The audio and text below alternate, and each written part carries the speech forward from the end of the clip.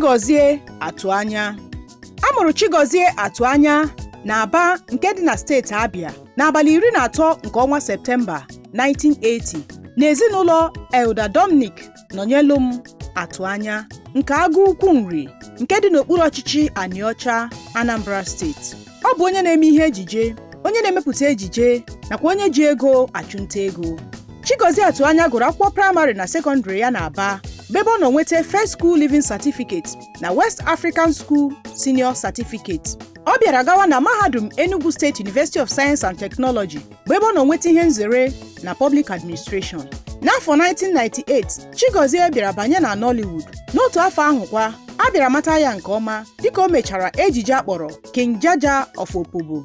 N'abalị 3 nke ọnwa Ọgọst 2013 ka ọ lụrụ nwaanyị. Ọ mụtakwala ụmụ. O nwetakwala ọtụtụ ihe nrita. Na Jenụwarị 2018, ndị obodo ya chiri ya echichi dịka Oyi na-atụ mba 1.